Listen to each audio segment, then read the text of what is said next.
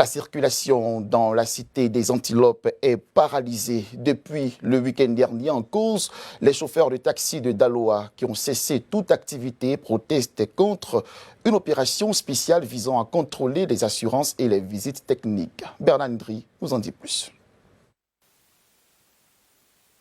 Ce vendredi matin, la cité des Antilopes a été plongée dans une paralysie totale. Pendant plusieurs heures, les rues sont restées désertes, paralysées par une grève de taxi qui a complètement interrompu la circulation. Cette situation a provoqué une confusion généralisée parmi les habitants qui ont dû faire face à une crise de transport sans précédent. Cette grève fait suite à une opération spéciale lancée par les autorités policières au niveau national visant à lutter contre l'absence d'assurance et de visite technique sur les véhicules. Une décision qui a provoqué une réaction immédiate de la part des chauffeurs de taxi qui ont décidé de lancer une grève sur l'ensemble du territoire communal. Les conséquences ont été immédiates. Sans taxi, les habitants se sont retrouvés sans aucune solution de transport. Tous, on emprunte un taxi pour venir se chercher.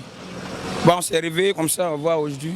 Moi, j'habite jusqu'à, derrière un quartier d'abattoir de lycée. Là-bas, ici, ça veut faire 3 km.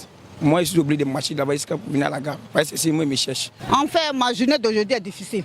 Parce que le matin, je me suis réveillé, on dit que les taximètres sont en train de gréver. En fait, on ne sait même pas pourquoi ils sont en train de gréver. Il y a eu des problèmes pour partir encore, voilà problème. Comme on est obligé de venir au marché pour manger, voilà pourquoi je suis venu. Sinon, sincèrement, c'est difficile.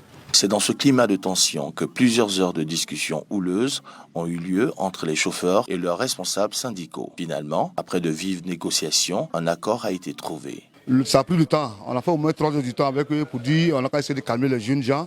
On a travaillé. La force reste toujours à la loi.